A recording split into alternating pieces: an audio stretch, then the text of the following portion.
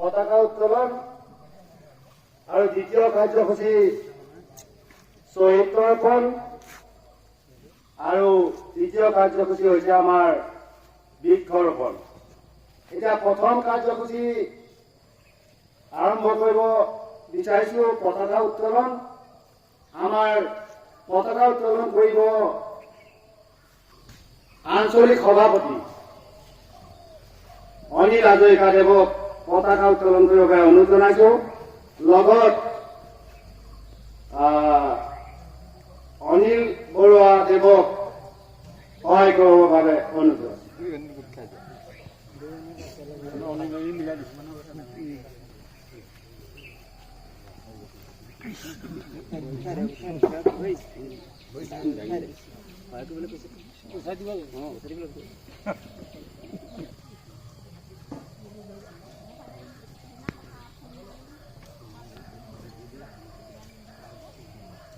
জালটা নি দিও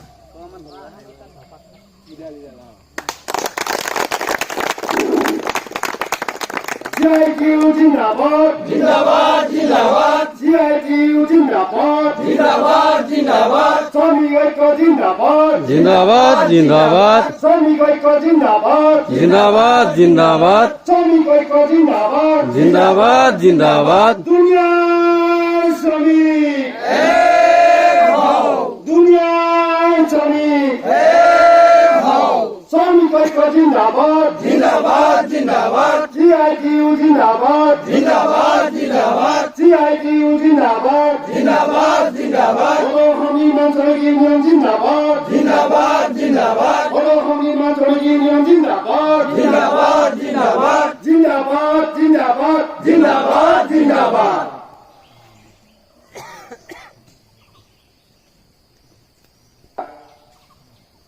অনিল হাজৰিকাদেৱক দুষাৰ ক'বৰ বাবে অনুৰোধ জনাইছো।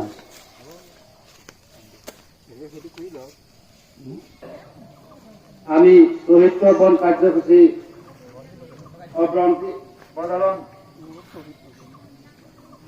কাৰ্যসূচী আৰম্ভ কৰিব বিচাৰিছো। অনিল হাজৰিকাদেৱে আৰম্ভ কৰিছে।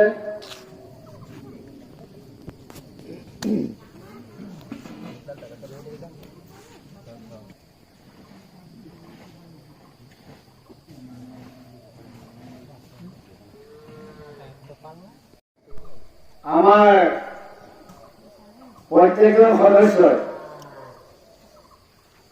মাল্যপ্ৰদান কৰিবৰ বাবে অনুৰোধ জনোৱা হৈছে।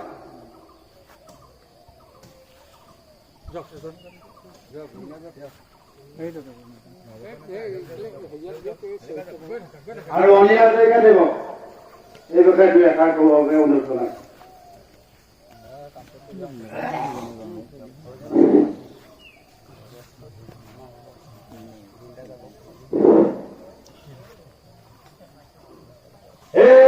তোমাক মুঠে মুঠে জনাও লাল সালাম सलाम लाल सलाम হে করি তোমাক মুঠে মুঠে জনাও লাল সালাম लाल सलाम लाल सलाम হে করি তোমাক মুঠে মুঠে জনাও লাল সালাম लाल सलाम लाल सलाम হে করি তোমাক পাহৰা নাই না পাহৰো ना पहाड़ो ना पहाड़ो হে কৰি তোমাক পাহৰা নাই না পাহৰো ना पहाड़ो ना पहाड़ो হে কৰি তোমাক পাহৰা নাই না পাহৰো ना पहाड़ो ना पहाड़ो হে কৰি তোমাক তেজৰ মূল্য তেজে দিম दिन तेरे दिन হে কৰি তোমাক তেজৰ মূল্য তেজে দিম तेरे दिन হে কৰি তুমি অমৰ হোৱা अमर हुआ হে কৰি অমৰ হোৱা अमर हुआ আমাৰ সভাপতিদেৱক দুষাৰ ক'বৰ বাবে অনুৰোধ জনাইছো। আজি এই পতাকা উত্তোলন কাৰ্যসূচী লগতে শ্বহীদ তৰ্পণ এই দুয়োভাগ কাৰ্যসূচীতে আমাৰ মিছামৰা আঞ্চলিক আৰু দেৰগাঁও আঞ্চলিক আৰু আমাৰ গুৰু দুজনীয়া ঢেকীয়া আটাইখিনিকে আমি আমন্ত্ৰণ জনাইছিলোঁ। আটাইখিনিৰে সদস্যসকল আমাৰ এই পতাকা বেদীত উপস্থিত হৈছিল। আমি সকলোকে দেখি পৰম সন্তোষ পাইছোঁ আৰু আমাৰ এই যি পতাকা, এই পতাকা হ'ল ৰঙা পতাকা। ৰঙা পতাকাৰ অৰ্থ হ'ল তেজৰ প্ৰতীক। এইখিনি আখ্যা মই বহাই নকওঁ। গতিকে আমাৰ এইখন হ'ল ধৰ্মধ্বজা। আমি এই ধৰ্মধ্বজাৰ তলত সকলোখিনি উপস্থিত হৈ আমি শ্বহীদসকলক তৰ্পণ কৰি তেখেতসকলৰ আত্মাৰ সদ্গতি আৰু লগতে তেওঁ জড়িত আছে তেওঁৰ পৰাই আমাক আশীৰ্বাদ কৰিবৰ কাৰণে, আগবাঢ়ি যাবৰ কাৰণে, শক্তি দিবৰ কাৰণে আমি কাৰণে আজি সংঘবদ্ধ হৈ আমি প্ৰতিজ্ঞাবদ্ধ হৈছোঁ। এই প্ৰতিজ্ঞাবদ্ধ হ'বৰ কাৰণে আমি এই ৰঙা পতাকাৰ তলত আজি একত্ৰিত হৈছোঁ। সেই উপলক্ষে মই বেছি বঢ়াই নকওঁ। আমাৰ বৰ্তমান আজি 2022 চনৰ এই সন্মিলনতে আমি সমবেত হৈছোঁ। আমাৰ দীঘলীয়া কাৰ্যসূচী আছে। আজি দিনজোৰা কাৰ্যসূচী হ'ব। দিনজোৰা কাৰ্যসূচী আৰু লগতে আমি খাদ্য সামগ্ৰীৰো সৃষ্টি কৰা হৈছে। সেই খাদ্য সামগ্ৰীও আমাৰ মাজতে সকলোৱে বিতৰণ কৰি সকলোৱে গ্ৰহণ কৰাৰ মানসে আমি আগবাঢ়িছোঁ আৰু সকলোৱে গ্ৰহণ কৰিলে আমি সন্তুষ্ট হ'ম। গতিকে আমাৰ যিখিনি কাৰ্যসূচী সকলোতে যাতে সকলোৱে সমভাৱে নিজৰ সহায় সহযোগিতা আগবঢ়াই গৈ থাকে তাৰ কাৰণে অনুৰোধ জনাই মোৰ বৰ্তমান চমু বক্তব্য সামৰণি মাৰিছোঁ। ধন্যবাদ। ইয়াৰ পাছতে আমাৰ সৌৰ অসম নিৰ্মাণ শ্ৰমিক ইউনিয়নৰ গোলাঘাট জিলা কমিটি সাধাৰণ সম্পাদক গোবিন্দ মিছামাৰা আঞ্চলিক কমিটিৰ সভাপতি সম্পাদক আৰু আঞ্চলিক কমিটিৰ বিষয়ববীয়াসকল আৰু ইয়াতে সমবেত সমূহ শ্ৰমিকবৃন্দ, আজি আমি মিছামাৰা আঞ্চলিক যি সন্মিলন অনুষ্ঠিত কৰিছোঁ, এই সন্মিলনৰ অনুষ্ঠিতৰ লগত সংগতি ৰাখি আমি ৰক্ত পতাকা উত্তোলন কৰি আৰু এই ৰক্ত পতাকা আৰু শ্ৰমিকৰ সুৰক্ষাৰ কাৰণে যিসকল বীৰ শ্বহীদে আত্মদান কৰিছিল, মৃত্যুবৰণ কৰিছিল, তেওঁলোকক আমি আজি এই সন্মিলনত আমি তেওঁলোকক সোঁৱৰিছোঁ। আৰু বিগত সময়ছোৱাত এই শ্ৰমিকসকলৰ সুৰক্ষাৰ কাৰণে যিসকল বীৰ শ্বহীদে মৃত্যুবৰণ কৰিছে বা শ্বহীদ হৈছে, তেওঁলোককো আমি এই সন্মিলনৰ থলীৰ পৰা আজি শ্ৰদ্ধাঞ্জলি জ্ঞাপন কৰিছোঁ। আপোনালোকে সকলোৱে জানে যে এই ৰক্ত পতাকাখন কি কাৰণত হ'ল সেই সম্পৰ্কত আপোনালোকে বহুতে জ্ঞাত। আমি যে মে দিৱস উদযাপন কৰোঁ, ৰক্ত পতাকা, এই ৰক্ত পতাকাই হৈছে আমাৰ শ্বহীদৰ তেজৰ মূল্যৰে এই ৰক্ত পতাকা। আমি দেখিবলৈ পাওঁ শ্ৰমিক সংগঠন কিছুমানে বিভিন্ন কালাৰৰ ৰক্ত পতাকা উত্তোলন কৰে। আমি ভাবোঁ সৌৰ অসম নিৰ্মাণ শ্ৰমিক আৰু CITU সংগঠনে এই পতাকাখনক বা শ্ৰমিকৰ স্বাৰ্থত যিসকলে শ্বহীদ হৈছিল সেই শ্বহীদসকলক কিন্তু অপমান কৰাই সূচায়। কাৰণ যেতিয়া আমাৰ বিশ্বত শ্ৰমিকসকলৰ শোষণ চলিছিল, সেই শোষণৰ পৰা মুক্ত হ'বলৈ বা কামৰ সময় কমাবৰ কাৰণে যেতিয়া আমেৰিকা, চিকাগো চহৰ, ইংলেণ্ড, ফ্ৰান্স বা ভাৰতবৰ্ষকে ধৰি যি শ্ৰমিক আন্দোলন গঢ়ি তুলিছিল, সেই গঢ়ি তোলা আন্দোলনৰ ফলত তেওঁলোকৰ তেজেৰে লুটুৰি পুটুৰি হোৱা তেজৰ স্বাৰ্থে কিন্তু আমি পতাকা হিচাপে আমাৰ শ্ৰমিক বন্ধুসকলে উত্তোলন কৰিছিল। সেইদিনাৰ পৰাই আন্তৰ্জাতিক ৰূপভাৱে মে দিৱসটো উদযাপন কৰি আহিছোঁ আৰু সেই শ্ৰমিকৰ তেজৰ মূল্যৰ কাৰণে কিন্তু আমি পতাকাখন কোনো দলীয় পতাকা নহয় বন্ধুসকল। আমাৰ আগতে ইয়াত কেঞ্চনকে বহু বিধান হৈছে যে আমাৰ পতাকাখন কিয় ৰঙা। আমি তেতিয়া তেওঁলোকক বিভিন্ন ঐতিহাসিক কথাবিলাক কিন্তু তেওঁলোকৰ আগত ব্যাখ্যা কৰিছিলোঁ।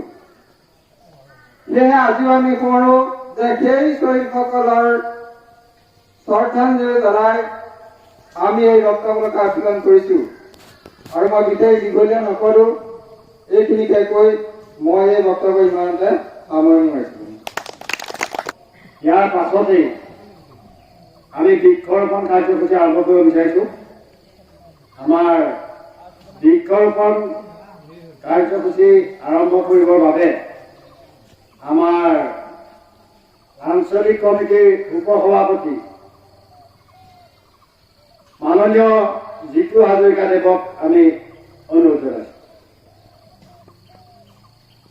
জিতু হাজৰিকা তেখেত বৰ্তমান মিছামাৰা আঞ্চলিক কমিটিৰ উপসভাপতি।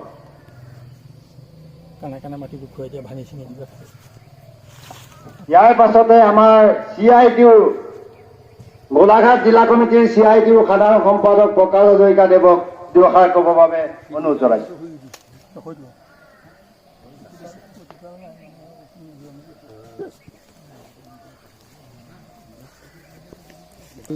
মই এইটো ৰুইছিলো তেতিয়াৰ পৰা এনেকুৱা হৈ আছে। দিব লাগিব নহয়,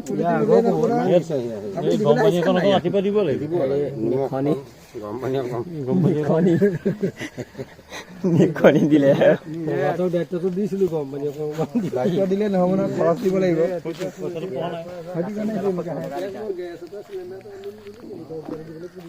চব উঠি আছে দেই। শ্ৰমিক বন্ধুসকল, আমাৰ সাংবিধানিক নিয়ম অনুসৰি নিৰ্দিষ্ট কাৰ্যকালৰ অন্তত এই সন্মিলনৰ যোগেদি আমাৰ সংগঠন পৰিচালনা হয়। এই সংগঠনৰ এই সন্মিলনৰ আৰম্ভণিতেই পতাকা উত্তোলন, শ্বহীদ তৰ্পণ এই কাৰ্যসূচী অনুষ্ঠিত কৰা হৈছে। আমি সকলোকে আহ্বান জনাইছোঁ যে এই ৰক্ত পতাকাৰ তলত আজি বিশ্বত শ্ৰমিক শ্ৰেণী ঐক্যবদ্ধ হ'বলৈ গৈ আছে। অকল অসম তথা ভাৰতবৰ্ষৰে নহয়, এতিয়া পৃথিৱীৰ দেশে দেশে যি অৰ্থনৈতিক সংকট, পুঁজিবাদী ৰাষ্ট্ৰবিলাকৰ যি চৰকাৰে দেশৰ সকলো সম্পদ কেইজনমান পুঁজিপতিৰ হাতত গতাই দি সাধাৰণ জনতাক সম্পদহীন কৰিছে, তাৰ প্ৰতিবাদত এই দেশবিলাকৰ অৰ্থনৈতিক অৱস্থা, নিবনুৱা সমস্যা দ্ৰুতগতিত বৃদ্ধি হৈছে। এই জ্বলন্ত সমস্যাৰ পৰা মুক্তি পাবৰ কাৰণে আজি ফ্ৰান্সতে আদি কৰি ফ্ৰান্স, আমেৰিকা, ইংলেণ্ড আৰু লেটিন আমেৰিকাৰ দেশবিলাকত আমি দেখিছো যে দেশৰ শ্ৰমজীৱী জনগণ, কৃষক, শ্ৰমিক সকলো এই ৰক্ত পতাকাৰ তলত ঐক্যবদ্ধ হৈ তেওঁলোকে জীৱনৰ পৰিত্ৰাণ পাবলৈ বিচাৰিছে। গতিকে এই ৰক্ত পতাকা আমি উদ্ধত ৰাখি অহা দিনবিলাকত আমি আমাৰ সংগঠন আৰু আন্দোলন শক্তিশালী কৰাৰ যোগেদি শ্ৰমজীৱী জনগণৰ সমস্যাবিলাক সমাধানৰ কাৰণে চৰকাৰৰ নীতি পৰিৱৰ্তন নতুবা চৰকাৰ পৰিৱৰ্তনৰ যুগত আমি আগবাঢ়ি যাব লাগিব। এইখিনি কথাকে কৈ এই পতাকা উত্তোলন আৰু শ্বহীদ তৰ্পণৰ সম্পৰ্কত এই দুআষাৰ ক'বলৈ গৈ আমাৰ সামৰিছোঁ। ইয়াৰ পিছতে আমি প্ৰতিনিধি সন্মিলনৰ স্থানলৈ আমি যাম। তাতে আমি প্ৰতিনিধি সন্মিলন সমাপ্ত কৰি অহাৰ পিছত আকৌ মুকলি সভা কৰিব লাগিব। গতিকে সময়ৰ প্ৰতি লক্ষ্য ৰাখি আমাৰ কাৰ্যসূচী আমি যাতে অলপ নিৰ্দিষ্ট সময়ৰ ভিত্তিত আমি শেষ কৰিব পাৰোঁ, তাৰ কাৰণে আপোনালোক সকলোকে আহ্বান জনাই মোৰ বক্তব্য সামৰণি মাৰিছোঁ। ধন্যবাদ। বন্ধুসকল, আমি ইয়াৰ পাছতেই আমাৰ আঞ্চলিক কাৰ্যালয়ত আমাৰ প্ৰতিনিধি সভা আৰম্ভ হ'ব। আপোনালোক অনুষ্ঠিতভাৱে তালৈ যাত্ৰা কৰাৰ বাবে অনুৰোধ জনাইছোঁ। এইবোৰ চব নিব লাগে, চব বুজিছো বুজিছো প্ৰভু তোমাৰ নামত বুজিছো বুজিছো প্ৰভু তোমাৰ নামত দয়া কৰা প্ৰভু আমাৰ তুমি দয়া